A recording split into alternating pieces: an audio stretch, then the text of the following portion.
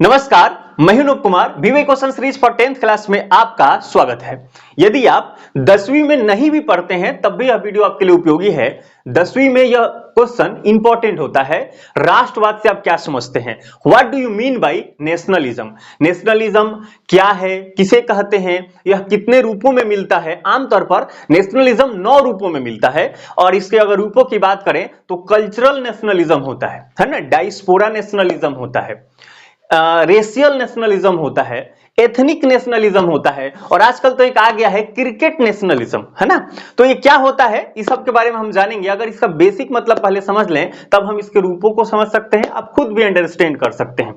तो देखिए, सबसे बेसिक बात इसका क्या है नेशनलिज्म का, अब पहले समझ लेते हैं, फिर मैंने एक अच्छा सा डिफिनीशन लिखा है, इसे आप हूबहू एग्जाम हॉल में कॉपी पेस्ट मार सकते हैं अगर ये क्वेश्चन आपके एग्जाम में आता है तो नेशनलिज्म का बेसिक सा मतलब यह होता है कि एक सीमेंटिक फोर्स की तरह काम करता है और लोगों को एक होने की भावना का एहसास दिलाता है। यह एक बिलीफ्स है, यह एक फीलिंग्स है, यह एक विश्वास है, यह एक भावना है। ऐसा भावना है कि लोगों को एक होने का एहसास दिलाता है ना। जैसे हम भारतीय हैं, अगर सारे लोग यह फील करे कि हम भारतीय हैं, हम सब एक हैं, तो इसी को बोलते हैं नेशनलिज्म। यही है राष्ट्रवाद, है ना।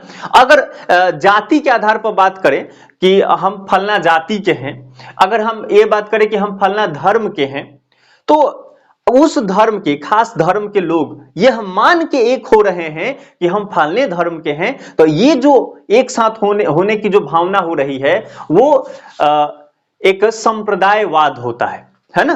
तो इस तरह से एक होने की भावना, ठीक है। तो एक होने की भावना के लिए तो कई चीजें होता है, लेकिन नेशनलिज्म बहुत इंपॉर्टेंट होता है किसी देश के लिए, स्टेबिलिटी के लिए बहुत इंपॉर्टेंट होता है ना, कि जो भी उस देश के नागरिक हैं वे सारे ऐसा एहसास करने लगे कि हम सब एक हैं, है ना। पहले इसकी परिभाषा जानते हैं फिर आपको और बताते हैं। इसका बेसिक सा मतलब अगर एक शब्दों में कहा जाए तो अपने राष्ट्र के प्रति सोच और लगाव की भावना का विकास होता है। अपने राष्ट्र के प्रति एक अच्छा लगाव हो जाएगा कि नहीं हम भारतीय हैं। अगर कोई अमेरिका का होगा तो सोचेगा नहीं हम अमेरिकन हैं, है ना। अगर चीन का होगा तो बोलेगा हम चीनी है ना।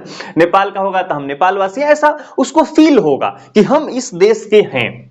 और बाकी जो लोग उस भूभाग में अगर रहते हैं, सारे लोगों में ऐसा भावना हो जाए कि हम एक हैं, तब ये नेशनलिज्म होता है। और इंपॉर्टेंट रूप से आपको ध्यान रखना है, जब मैं 2015 में अपना 10वीं का एग्जाम लिखा था तो सब हम लोग तैयार करके गए थे नेशनलिज्म क्या होता है ना। देखिए, ये आपको एक ट्रिक बता देते हैं। राष्ट्रवाद वाद लास्ट में लिखा हुआ, इससे आपने कई जगह सुना होगा। समाजवाद आपने सुना होगा, गांधीवाद, गांधीवाद, है ना। इस तरह से राष्ट्रवाद है, लास्ट में दिख रहे हैं वाद आ रहा है, वाद, है ना। संप्रदायवाद, जातिवाद, ये जो लास्ट में वाद आता है ना, तो इधर जो भी है, जैसे समाजवाद, तो समाजवाद का मतलब ये हुआ कि समाज के बारे में जो लोग रहेंगे वो सोचेंगे हम सब फलना समाज के हैं, और उस भावना को जो लोग सोचते हैं उसको बोलेंगे समाजवादी। जैसे गांधीवाद से हम समझते हैं, गांधी जी एक पर्टिकुलर इंसान थे, व्यक्ति थे, महान आदमी थे, उनका कुछ विचार था, तो एक विचार था। अब बहुत सारे लोग उस बात को मानने लगेंगे, उनको बिलीव्स होने लगेगा। तो ये सारी चीजों को मिला के, ये जो गांधी जी के जो भी सोच थी उन सबको मिला के एक साथ बोलेंगे गांधीवाद। और जितने सारे लोग मानेंगे कि नहीं ये विचारधारा बहुत अच्छी है, तो उस सारे लोगों को हम कहेंगे गांधीवादी, है ना। इसी तरह से आदर्शवाद होता है, उदारवाद होता है, कई चीजें होती है। बस वाद आपको ध्यान रखना है। हम लोग ये सब कुछ पढ़ के गए थे। हमारे एग्जाम में क्या पूछ दिया, उसने पूछ दिया परिवारवाद पूछ दिया। निश्चित ही अब इसका मतलब समझ गए होंगे कि अपने परिवार के प्रति सोच, लगाव की भावना, इसी पर सेट कर दीजिए। अपने परिवार के प्रति सोच और लगाव की भावना का विकास करना, इसी को बोलेंगे परिवारवाद। लेकिन हुआ क्या एग्जाम में, जब ये तो फर्स्ट टाइम पूछा था, नया क्वेश्चन आ गया था, हमारे आसपास के जो भी लोग थे वो बहुत अच्छे से शायद नहीं समझे होंगे, तो एग्जामिनर से ही पूछ रहे सर कुछ हिंट्स दे दिए, हम लोग तो ये सब पढ़ के आए हैं, है ना। और उन दिमाग नहीं लगा रहे, आपको दिमाग लगाना होगा, बिना दिमाग लगाए काम नहीं चलेगा, है ना। तो हमने क्या सोचा, भाई परिवारवाद है, राष्ट्रवाद की तरह कॉपी मार दिया, हमने कॉपी करके लिख दिया।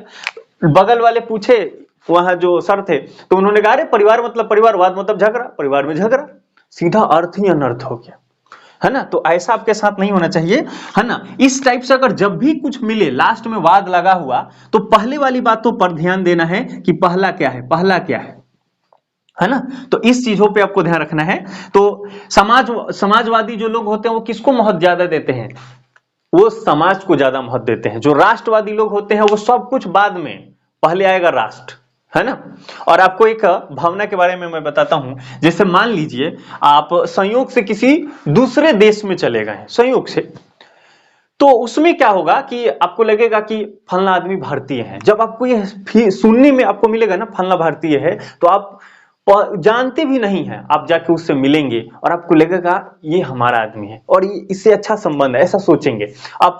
आपको एक ज्वलंत मुद्दा बताता है। जैसे मान लीजिए आप सपोज कीजिए आप बिहारी हैं और आप दिल्ली चले गए और आसपास में कुछ लोग हैं जो कि बिहार के हैं, चाहे रूम का आसपास में ही कोई बिहारी है, तो आपको क्या लगेगा, अपना आदमी है कि नहीं। तो जब ये फील होगा हर एक स्टेट के लिए, मैं बिहारी को लेकर एग्जांपल दे दिया क्योंकि मैं बिहार से हूं इसलिए।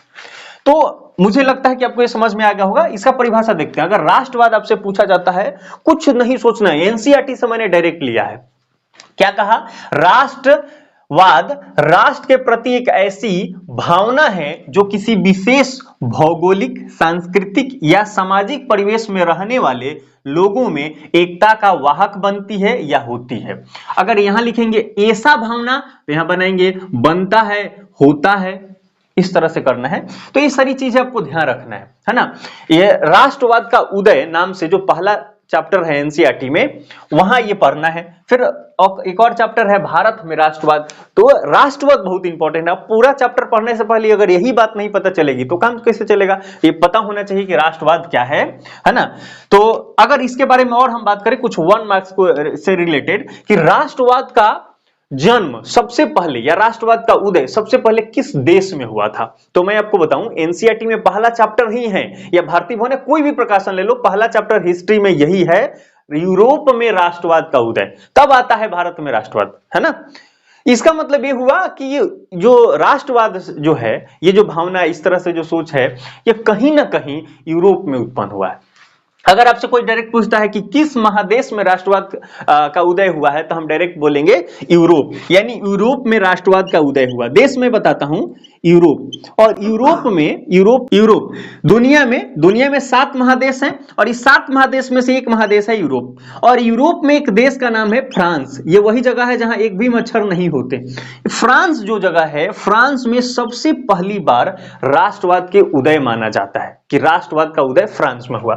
और फ्रांस में भी 1789 का एक समय दिया जाता है, 1789 यहां हुआ था फ्रांसीसी क्रांति, फ्रेंच रिवॉल्यूशन, फ्रांसीसी क्रांति, फ्रेंच रिवॉल्यूशन, ध्यान रखना है अमेरिकी क्रांति भी हुआ था, है ना। अमेरिकन रिवॉल्यूशन भी हुआ था, अमेरिकी क्रांति भी हुआ था।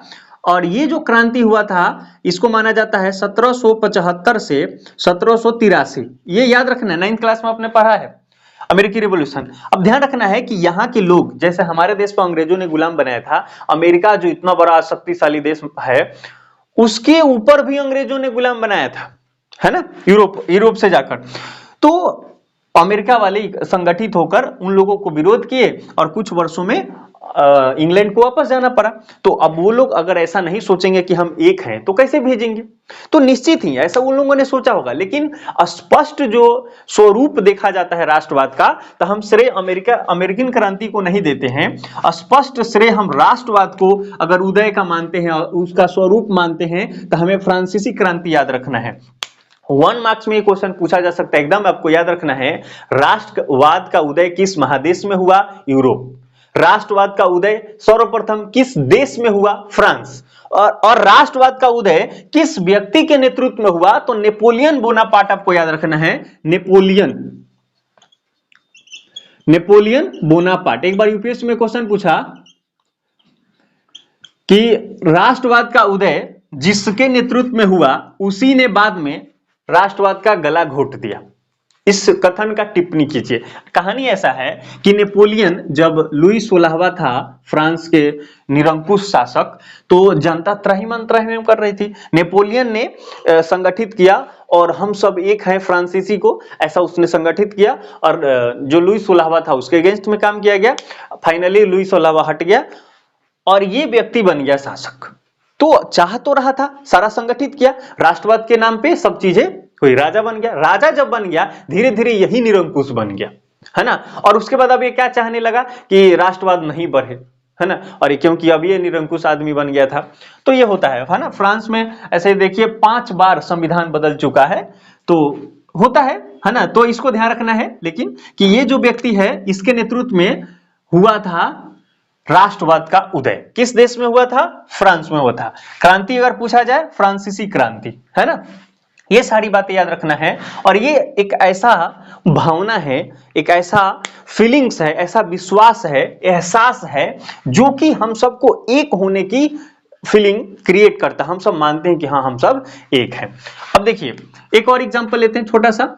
ये जो हमारा जो देश है, आपने निश्चित ही इसे देखा, भारत है ना। भारत का मैंने दक्षिणी भाग बनाया है भारत। एक निश्चित ही इसका एक भौगोलिक क्षेत्र है, निश्चित भौगोलिक क्षेत्र है। तो निश्चित भौगोलिक, किसी विशेष भौगोलिक, यहाँ कुछ ना कुछ सांस्कृतिक भाग है, कुछ ना कुछ सांस्कृतिक मान्यताएं हैं। सांस्कृतिक मान्यताएं, सामाजिक परिवेश, आसपास के समाज है तो इसका एक सामाजिक परिवेश। तो निश्चित किसी विशेष भौगोलिक, सांस्कृतिक, सामाजिक परिवेश में रहने वाले लोगों में एकता का वाहक होता है। यह एहसास दिलाता है कि हम सब एक हैं। और जब ये सब एहसास नहीं होगा तो आप सोचिए, यह एहसास नहीं होता तो क्या हम अंग्रेजों को भगा पाते? क्या अंग्रेज यहां से जाते? नहीं जाते। जब हम संगठित, गांधी जी के नेतृत्व में क्या हुआ, सारा देश अंग्रेजों को भगाने के लिए, अंग्रेज यहां से जाओ, आंदोलन करने लगे। तो पूरी दुनिया देखी कि अब इतने सारे लोग अगेंस्ट है, इसका मतलब ये लोग कुछ ना कुछ वहां खराब कर रहे हैं, शोषण कर रहे हैं। तो फाइनली कई चीजें हैं कारण उनको जाना पड़ा। तो एक कारण इसमें इंपॉर्टेंट आपको ध्यान रखना है, जब राष्ट्रवाद अगर किसी देश में आ जाएगा तो निश्चित ही उस देश का उद्धार होगा। पर एक और बात मैं आपको बता दूं, एक होता है रेडिकल नेशनलिज्म, उग्र राष्ट्रवाद। ये बहुत खतरनाक है। मतलब अगर ऐसा कहें कि राष्ट्रवाद जो है ना, एक प्रकार का देसी घी है, एक एक चम्मच रोज खाएंगे फायदा करेगा, हुष्ट पुष्ट हो जाएंगे। लेकिन अगर एक बार 1 केजी पी गए तो फिर पूरा सिस्टम बिगाड़ देगा, है ना। तो राष्ट्रवाद अगर थोड़ा थोड़ा है, लहर है, बढ़िया है। लेकिन एक बार इतना ना राष्ट्रवाद आ गया, ये देश को तोड़ भी सकता है। सचमुच ये देसी घी है, ये ऐसा आप तुलना कर सकते हैं। तो उग्र राष्ट्रवाद अच्छा नहीं है। उग्र राष्ट्रवाद ना, रेडिकल नेशनलिज्म, हमने आपको कई रूप में बताया ना, 9 रूप है टोटल राष्ट्रवाद का। तो ये जो रेडिकल नेशनलिज्म है, रेडिकल नेशनलिज्म, ये बहुत खतरनाक है। ये नहीं होना चाहिए किसी देश में। क्रिकेट राष्ट्रवाद है तो चलेगा। क्रिकेट राष्ट्रवाद कैसे? कि जैसे अगर मान लीजिए इंडिया और पाकिस्तान का मैच हो रहा है, अब सोचिए पूरा देश पूरा अपने आप को महसूस करता है कि हम एक हैं और भारत को जीतना ही है, इंडिया की टीम जीतनी ही चाहिए। तो ये जो भावना है, और पाकिस्तान वाले क्या सोचते होंगे कि पाकिस्तानी टीम जीतनी चाहिए। तो यही बात है। तो निश्चित ही आप देख रहे हैं कि क्रिकेट भी कैसे लोगों को जोड़ रहा है। अभी वर्ल्ड वॉर में जब 9 शुरू के जो भी मैच था हम लोग जीते, और बाद में जब फाइनल में हार गई तो कितना लोगों को सिंपैथी हुआ, कितना दुख हुआ। अब सारे लोग दुख महसूस कर रहे हैं, जीत जाता तो सारे लोग खुशी महसूस करते। तो ये जो भावना है ना, यही राष्ट्रवाद है ना। उम्मीद करते हैं आपको ये समझ में आई होगी। अगर कोई भी दिक्कत है तो कमेंट में जरूर लिखिए, और किस टॉपिक पे आप वीडियो हमसे चाहते हैं ये भी आप जरूर बताइएगा। और कोई भी कमी है, कोई भी सुझाव है, आप जरूर कमेंट में दीजिए। अगले वीडियो में मिलते हैं किसी अलग VVI क्वेश्चन के साथ। तब तक आप जम के पढ़ाई कीजिए। जय हिंद, जय भारत।